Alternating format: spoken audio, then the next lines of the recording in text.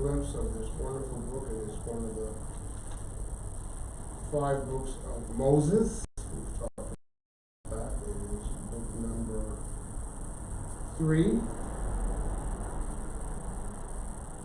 the book of the things that we said of the Levites. The things of the Levites. And we're learning about that, and we're learning about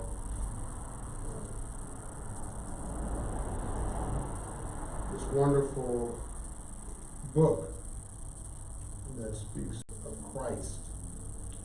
So if you have your outlines, let's get our outlines together. Hope you have your outlines. Right on your outlines tonight, you'll need to take a few notes that we're going to look at.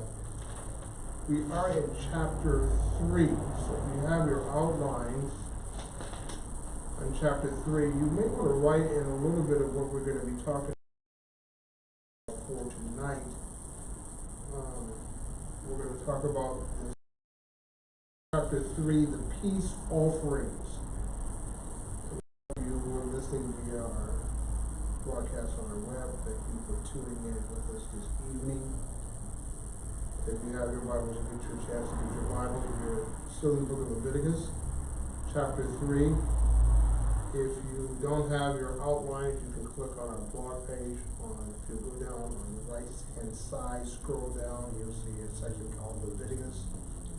And we're using the outline from Through the Bible Radio with Dr. Jim McKee. He has a good outline. You can print that out, but I would advise you probably to print it out because you're going to take notes on it. And that's what I'm doing with my outline. I'm writing a lot of notes on it. And I'll try to give you my notes from chapter 3. So you can write it down on your pages as we go through chapter 3. So we're in chapter 3 tonight. We're still in the sweet savor offerings. If you have your outline, you'll see we're talking about the 5 offerings of Christ. And the offerings are what we call the sweet savor offerings. And then the last 2 will be the non-sweet offerings. So we're in the last of the sweet savor offerings from chapter 3. And tonight we're going to talk about the peace offering, Remember, we're talking about the book of Leviticus, and the book of Leviticus bringing the children of Israel into the stage of worship. Remember, we're talking about how people communicate with God, how they communion with God. God is dwelling with them. They are in Mount Sinai, and Moses has come down with the 10 Commandments, and he is relating the message of God to the people. So people are going to say, how can we connect with God? So God is holy. We said that he's very different from human beings, but he's going to communicate with them through the system known as worship. He's going to communicate with human beings through something called worship. And in the message of worship, they are communing with God through the offering process of worship. And we're talking about this in the last few weeks. In which God is communicating to them information about the person of Christ. He is bringing to them information about the person of Christ as they are presenting offerings. And so he has told Moses and given Moses instructions on what they're to do as they come in contact with God. They want to relate with God. Remember, God is dwelling with them in this tent thing called the tabernacle. And he has priests, he has people who are operating it, and the people are coming to God to bring their offerings, and God is communicating information from these offerings to the people about the person and work of Christ. Remember, Christ has not come yet, so the people are doing what? Even though they don't recognize what they're doing, they really are offering or making offerings that are looking forward to the work of Christ. Remember, God is not restricted by time. He is not a person who is waiting to do something. So God is communicating to them their process of worship through this activity that will show the person and work of Christ. So tonight we're going to look in chapter 3. We're going to look at something called the peace offering. Chapter 3 is going to be the peace offering. So it is the third, number 3, of the sweet savor offerings. The first offering we talked about was in chapter 1, and it was the burnt offering. The burnt offering. And then last week we talked about the meal offering. The meal offering, or the grain offering. And tonight we're going to talk about the peace offering. Peace offering.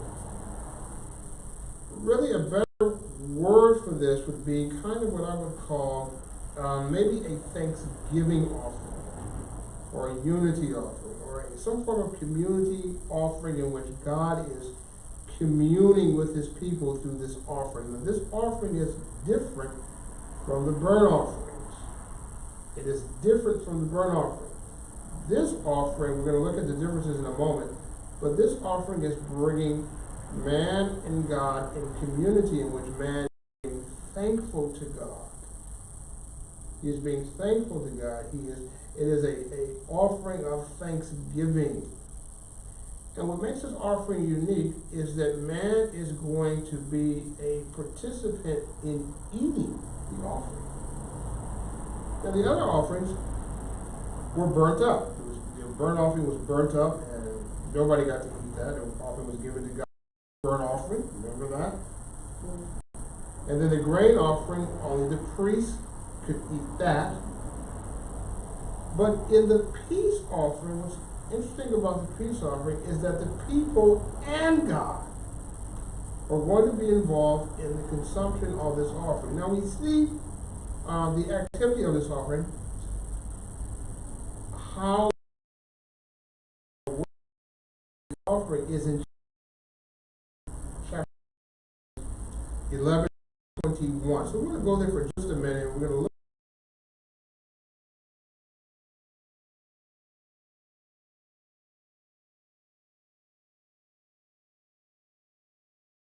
over this in a minute, but I want us to look at first and foremost the law of this offering. So this offering is not merely just an offering, but it's an offering in which there is a community or a fellowship with God.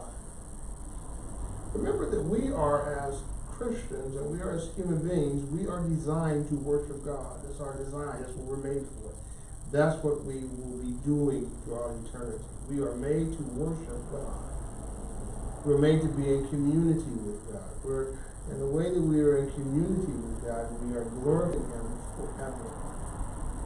And the way that we're glorifying God is through the worship of God, showing His worthiness and showing His complete glory and how great He is. So this offering was a volunteer offering that they would give called the peace offering, or the fellowship offering. Now let's look at this in chapter 7. We get a glimpse of how this was to be carried out, or how it was to be lived out as they were to perform it when they were bringing the offering. Now, verse 11 it says, in chapter 7, verse 11, it says, "Now this is the law of the sacrifice of the peace offering, which shall be presented to the Lord. If he offers it by way of thanksgiving." So this was a volunteer action, be thankful to God, and they would come and they would offer an animal up for it. Now, this is very interesting because it's a volunteer offering, and it's an offering where people were going to offer animals. When you think about this, this was for many people, this could have been a very expensive offering. People used their animals for a number of things. They used the cow for milk, and cheese, and butter, and they used the sheep for, sheep milk. They used the wool of the animal. They used the goat for milk and cheese and stuff like that. So the animals were not just used to be eaten, but they were used for the people to have part of their livelihood, for part of their well-being. So if a person offer the sacrifice of an animal, that was a great sacrifice. So this offering of thanksgiving showed a great appreciation for the Lord. Now, this peace offering, there were three types of peace offerings. We're going to look at them in chapter 7 in just a moment. But there was the peace offering is divided as a thank offering, a vow offering, which is an offering of a vow. A person makes a vow and they're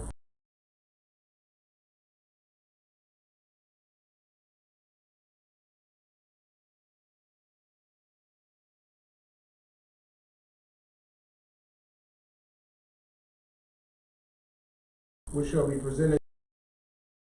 If he offers it by way of thanksgiving, then along with the sacrifice of thanksgiving, he shall offer unleavened cakes mixed with oil, and unleavened wafers spread with oil, and cakes of well-stirred flour mixed with oil. With the sacrifice of his peace offering and for thanksgiving, he shall present his offering with cakes of leavened bread. This he shall present one of every offering as a contribution to the Lord. It belongs to the priest who sprinkles the blood of the peace offering. Now, as for the flesh of the sacrifice of his thanksgiving peace offering, it shall be eaten on the day of his offering. He shall not leave any of it until morning, but if the sacrifice of his offering is votive or free will offering, it shall be eaten on the day of his sacrifice. On the next day, what is left, it may be eaten. So votive means the person makes and they celebrate. They would offer, make an offering to the Lord, an offering of thanksgiving, a votive offering, or a free will offering, or a praise offering. They're praising the Lord for something, and they're making an offering to the Lord. It says in verse 18, so if any of the flesh or the sacrifice of his peace offering should ever be eaten on the third day, he who offers it will not be accepted and will not be reckoned to his benefit. It should be an offensive thing, and the person who eats it will bear his own iniquity. So this offering was to be eaten early. It's not supposed to be eating 3 days, after 2 days, everything's supposed to be eaten up. And it brings you to the Israelites to the mentality that they were to be thankful and thankful to God. They weren't delay in their thankfulness to the Lord. So this is, we're going to go over this offering, and we'll go back to chapter 3 for a moment, and we're going to go over the peace offering, and we're going to talk about what it means and what it is. What it involved, that was kind of the law of it and the activities of it. We're going to talk about it, we're going to take it apart piece by piece as we go over chapter 3. Now, I'm going to try to get finished with chapter 3 tonight. I don't know if we're going to get finished with all of it. We're going to try our best to get finished with chapter 3 tonight. I will not be here next week. I will be out of town, but I will be back the following Wednesday. So if we don't get a chance to finish it this Wednesday, we'll finish it not next Wednesday, but the following Wednesday after that. So we're going to try to get finished with chapter 3 tonight. So the peace offering, we're going to talk a little bit about that. Now, the purpose of the peace offering, you write this down, was to consecrate a meal between two.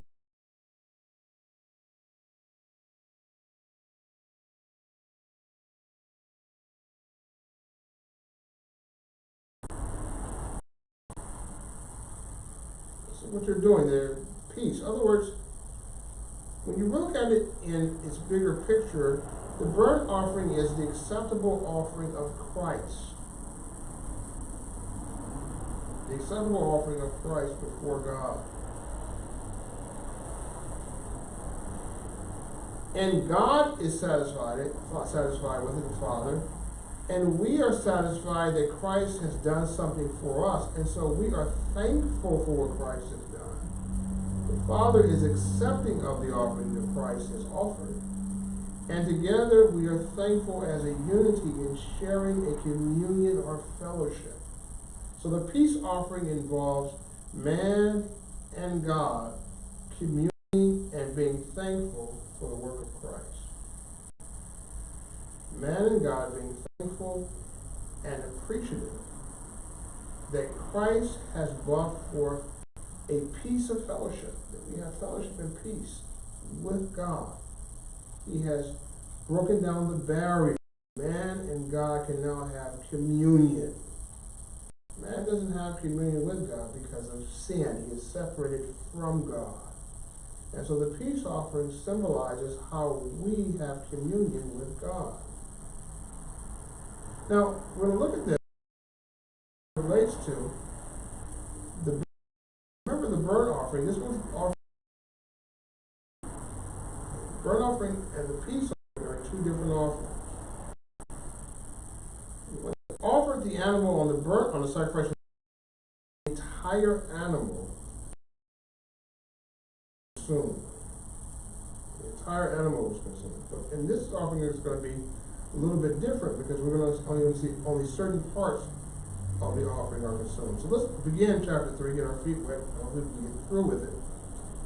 In chapter 3, we're going to look at chapter 3, and we're going to go over this offering known as the peace offering. So let's first find out, we have the animals that are going to be used and be acceptable in the peace offering. So let's look at it. There are going to be three types of animals that we're going to see being used. The animals are going to be animals of the herd and animals of the flock. The animals of the herd are things like cattle, oxen, things like that. The flock are sheep and goats.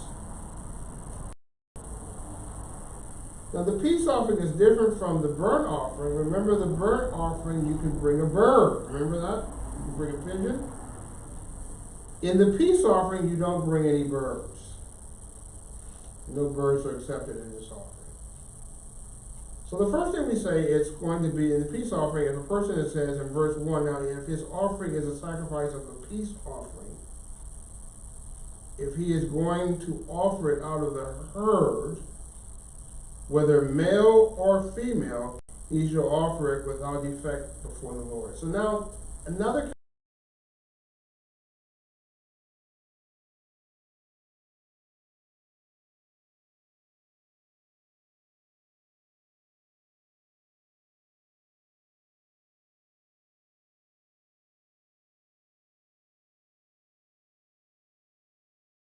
or female can have communion and fellowship with God.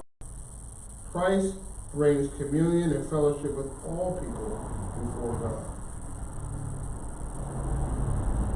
Number 2, someone read that for us. And he shall lay his hand upon the head of his offering, and kill it at the door of the tabernacle of the congregation. And Aaron's sons, the priests, shall sprinkle round about. Okay? So now this offering is similar to the burnt offering in that the animal also is killed at the entrance of the tabernacle. And then Aaron also takes the blood from this animal and sprinkles it on the altar. Okay? So similar in that way.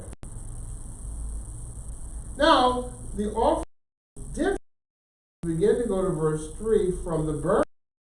In that, verse 3 says what? Someone read verse 3. It says what?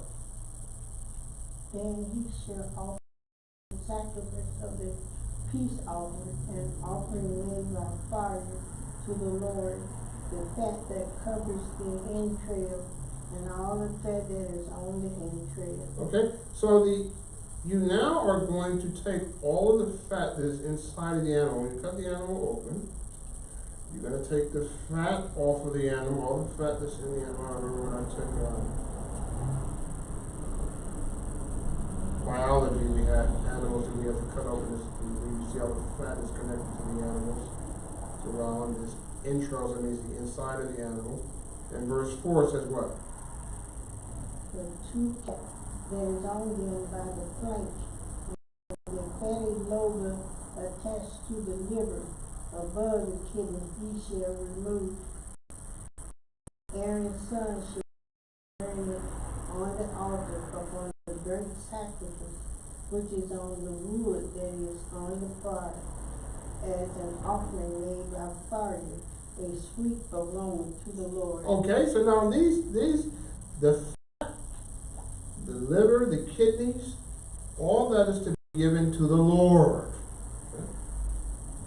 Now, this speaks of the inner workings or the heart that is involved in the person who is, when we talk about the inside, one of the things we think of today, we say our emotions are connected to our heart, right? So, you know, a person says, I love you from my heart, from the bottom of my heart. In your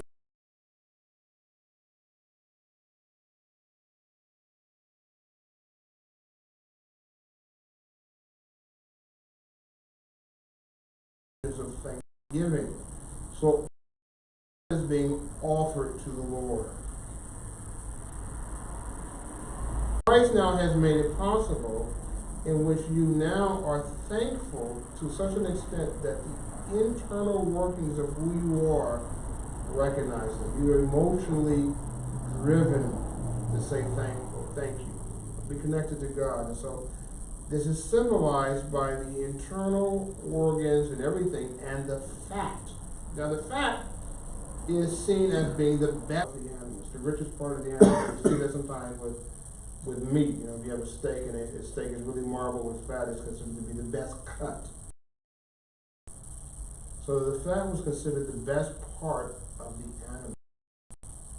So when a person made, an offering to the Lord, they were offering the best to the animals. That's what the fat represents, the best. So you're bringing that to the Lord, and you're going to burn that on the offering, on the altar, to the Lord. It's going to be an offering. It says what?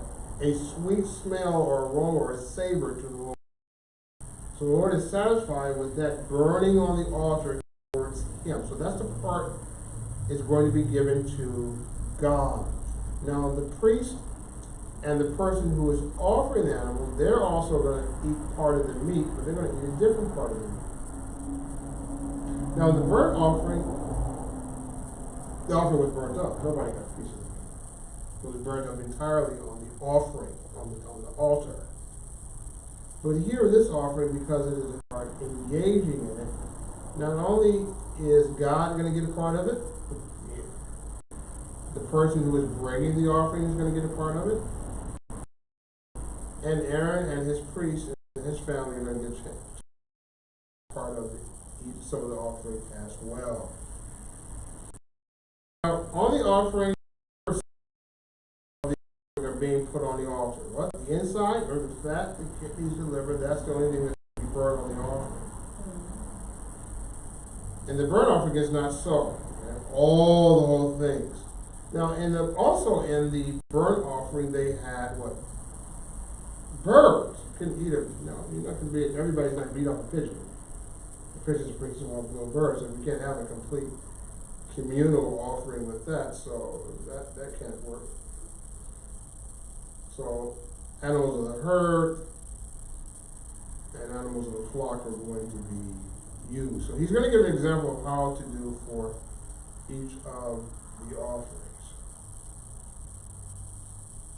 Now these offerings, remember I said they are free will offerings. That means that you are to give them because you want to. It is voluntary. It's something that people didn't eat. I was saying with you all the time. You ate grain and vegetables and crops.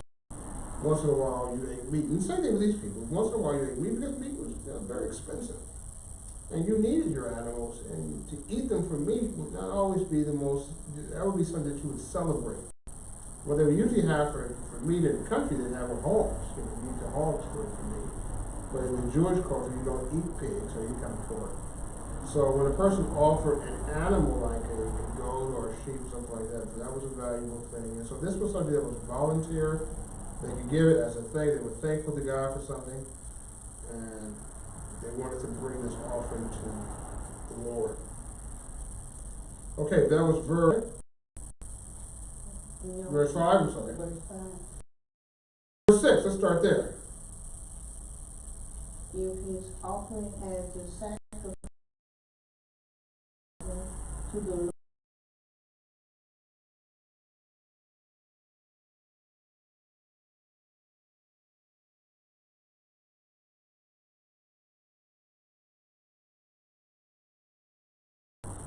a sheep. So we're going to use a lamb. He's going to say, how would you offer a lamb to them? Now, the lamb's going to be a little bit different.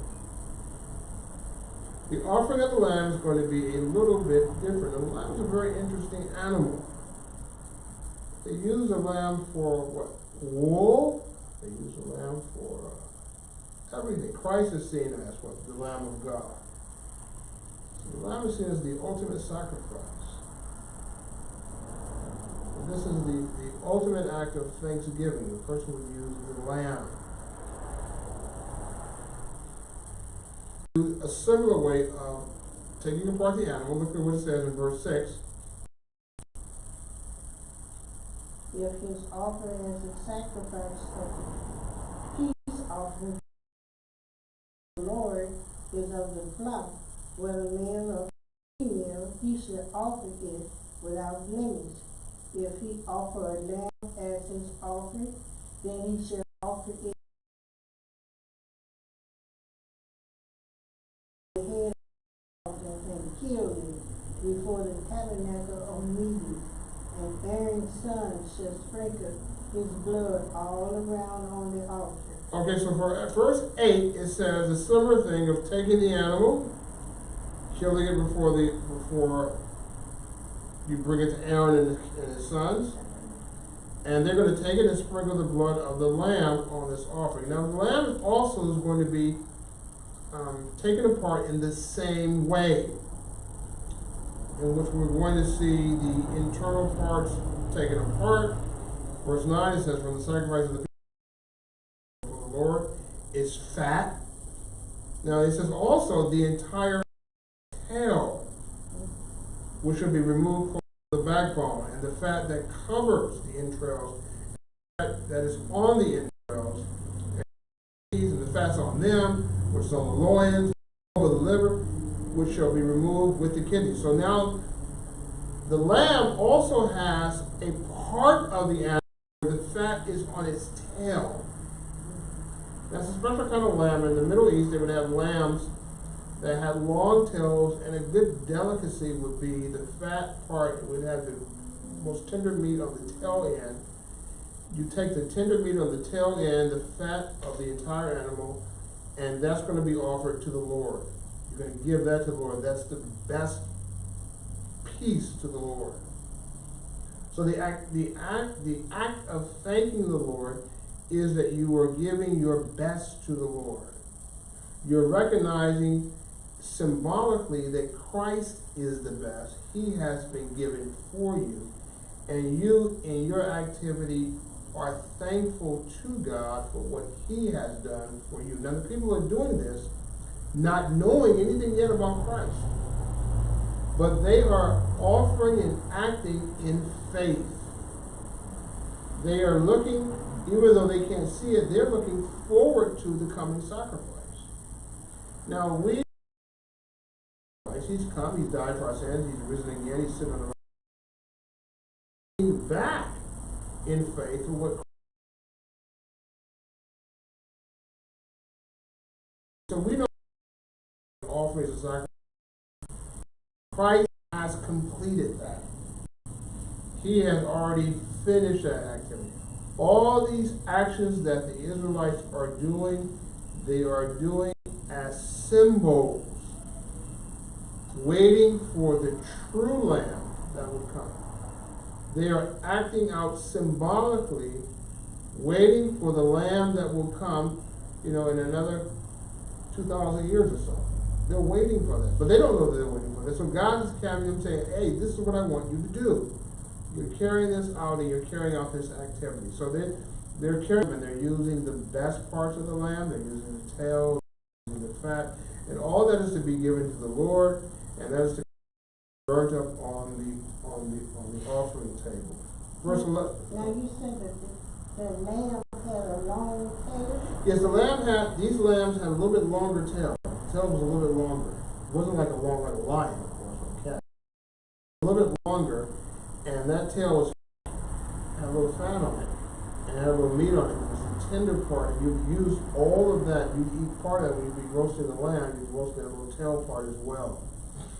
And it had lots of fat and meat, and the meat would be tender. Remember, the meat is tender around the fat. The more fat you have, the more flavor, the more tender the meat is. So all that tender meat and that fat and everything is going to be offered to the Lord. In the ancient world, fat was what considered to be a delicacy. Now today we have raw fat eating. Doctors are saying, don't eat all that fat and it's really not good for you. But in the ancient world, the fat was considered to be the best part of the animal, the richest part of the animal. And so all the richness of the animal was to be given to the Lord, And they would burn that on the offering. That and the liver, the liver is the best part. Is to, you could liver is not, I like liver. I don't get a chance to eat it very much anymore, but I used to like eating it smothered with onions. And so all that given to God. The best is to be given to God. And you're thankful. People would all bring these offerings in times of Thanksgiving. They say, well, the Lord has done something for me. I want to show my thankfulness to Him. They bring an offering. Or maybe they had made a vow that they were going to commit to the Lord. Lord, I make this vow that I'm going to be continue to go to temple every Saturday. I'm not going to miss any days for a whole year. And then when they complete that vow, they say, I want to thank God for giving me the strength to do that. Or they would have a free will time where they would just praise God for all that He's done. They bring an offering of thanksgiving of free will. So those are types of peace offerings or communal offerings that have. They're having communion with God. We're communing with God. And this is only possible because of Christ. This is how this is why we're able to have. This is the only way that we are to have a communion with God. It's because of Christ. Without Christ, there is no communion that we have with God. No way. And so, the burnt offering is the natural following of those offerings. The burnt offerings, the person of Christ, the work of Christ, the meal offering, and the fellowship or the peace offering, the communion offering that we have with God through Christ. Verse 11 says, then the priest shall offer it up in smoke on the altar as a sweet smell or savor to the Lord. 13, verse 12. Let's do 12. Like we might get finished with it tonight. And That's good. Good time. And if his offering is a goat, then he shall offer it before the Lord. Okay, another animal of what? The animal of the flock. Remember, the first animal of the flock was the lamb. Mm-hmm. The animal of the herd was what? Cow or an ox. The herd animal, the flock, and lambs. Now, goats were animals that people use. They use them for cheese and for milk. Milk in the store. It's pretty expensive. Salads. My wife and daughter, they like goat cheese. I'm a big goat cheese fan. They're strong for me. But it's really, a lot of people love it. So goat cheese is a very, very popular. So that's a very important thing of killing an animal for meat. Always remember that people saw these animals as being valuable. So if the person wanted to give that kind of offering to the Lord, that was a big commitment. Our offering to the Lord should be, it tells you that our offering to the Lord should be worth something. Offering something to the Lord, it should be a worthy offering. Giving something to the Lord should be something that we feel is, we're not by law obligated to do anything. Now, because of what Christ has done, this is how we give. This is how we respond in everything that we're doing to the Lord out of love. And He was trying to get the Israelites to understand their position as they stood with God. God had did what for them? He had brought them out of Egypt. He brought them out of the bondage of slavery. He was providing for them in the wilderness. He was taking care of them. And they were to recognize the great provisions of the Lord. Now, the world around them, or the pagan world around them, did not recognize God as the creator. They instead worshiped the creation. So God was trying to build into their mind that no, they are to worship God, and they are to see Him as being their provider. They were to see Him as being someone that they could be thankful for in the activities and things that they did. But in those activities of thankfulness, they were to see Christ. The work of Christ. So now we see this animal of the goat being the same thing, how he's gonna be killed that we see with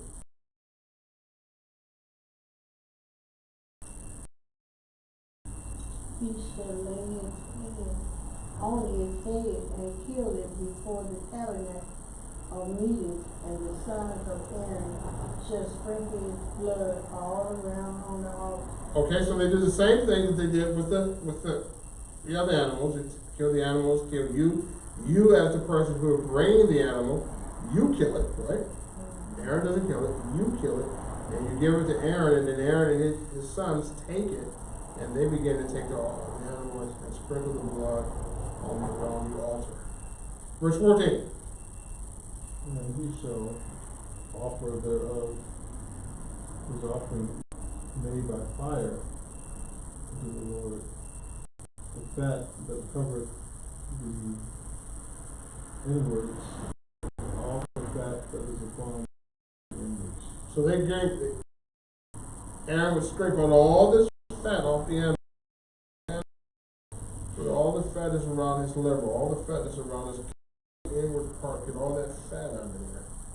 You're going to bring all that and you're going to place it on the altar. You're going to burn it. So that people will be smelling all of this meat cooking and frying right there on the altar, barbecuing right there on the altar. Verse 15.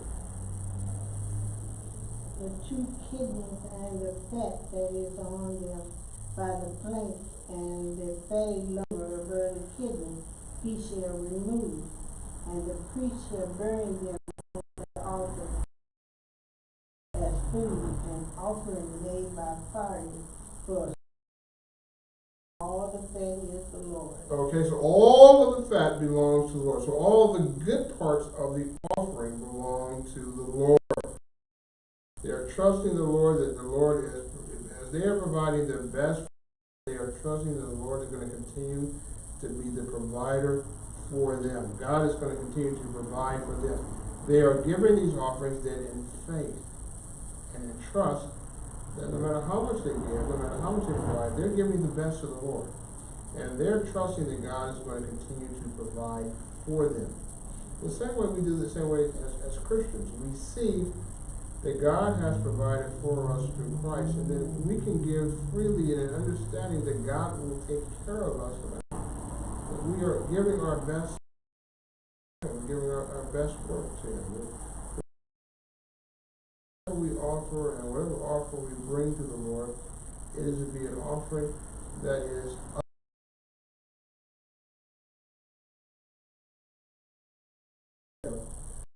before the Lord. So these people are giving the best, and then God is showing them this is the best part that I want for myself, the fat. And then Aaron and the sons, they're going to get the shoulder part of the meat, and they're also going to get the breast part of the meat. They're going to eat that, and they'll eat that with the other people, and they'll have an offering or a celebration right there, and have fellowship with each other as they are partaking of this sacrifice called the peace sacrifice. Christ is now our peacemaker. He brings communion to us. In other words, we look at Christ and we recognize, we are thankful for His redeeming work in which He now brings us the ability to have fellowship with Christ. We did verse 16, verse 17. Last verse. It shall be a perpetual status throughout your generation, and all shall eat neither fat nor. Okay, so should be a perpetual statute. That's what perpetual means. A continuing thing that you continue to do. And nobody is, whenever you get an offering, they're not to eat the blood. Blood represents the life which God gives. Neither are they to eat the fat which belongs to God. A lot of times the pagan cultures around them would drink blood, and God says you're not to do any of that because blood is the life. So you're not to drink any of the blood, or when you offer an animal, you're not to eat any of the fat in this offering sacrifice. The fat belongs to God. So you are sacrifice of the animal. So all this presents, to get through it, how we now have fellowship with God, we now have a unity with Him, we are unified with Him, and we are having communion with God. We just had communion on Sunday, right? And we had what? The bread, which speaks of the body of Christ. And we now drink His blood. Listen, His blood does what? Cleanses us. So He symbolizes through His blood. Whereas before, blood was what's seen as the life giver, Christ now is the giving of that life. Now He gives to us His blood. Now He gives to us His blood. We partake of His body through symbols, through the blood, through the wine, and we enjoy Him. We have communion. That's what communion means. Community, communion. We have fellowship one with another. This is what Christ was doing in the upper room. He said, "Take, eat this my body, which is broken for you. This do in remembrance of me." So they are fellowship or communion with God, the community with God, and the.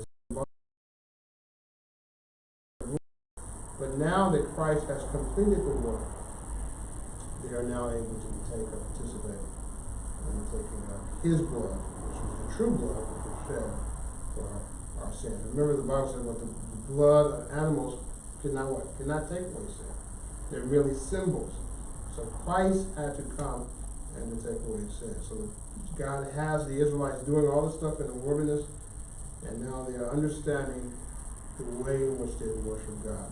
Now, the next time we meet, we are going to talk about the next offerings, which will be the sin offering, and then we're going to talk about the trespass offering, all the way from chapter 5 to chapter 6 and verse 7. So these are going to be called the sweet savor.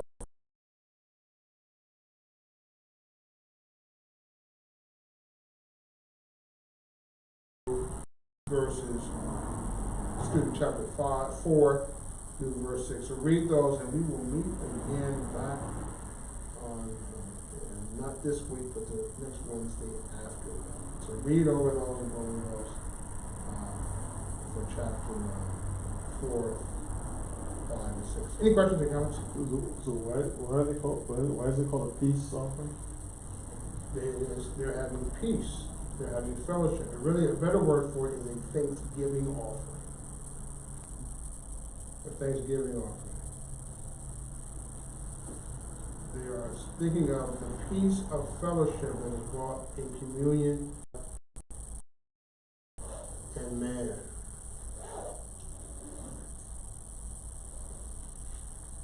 A meal between two parties sharing together. It's peaceful. There is no animosity. There is a friendship.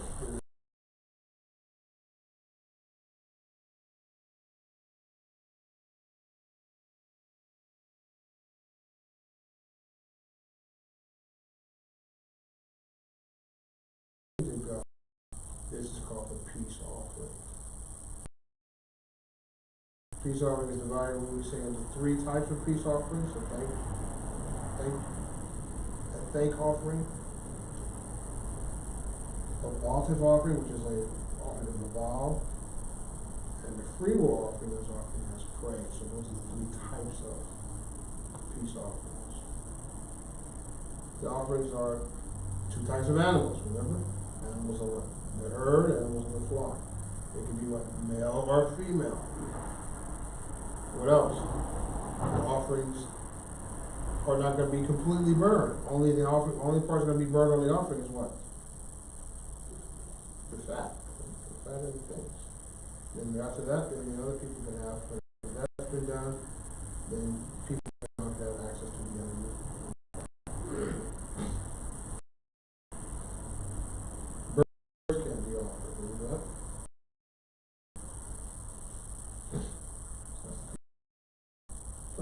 Father God, Lord, we thank you, Lord, for your word. We thank you for the power of your word. We thank you, Lord, for what you've done. Thank you, Lord, for your blessings that you have given to us. Thank you for your continued blessings. We pray that you continue to keep us in your care, guide us, and help us be with us each day of our lives. We pray, Lord, that your partners will be with us and keep us and send each other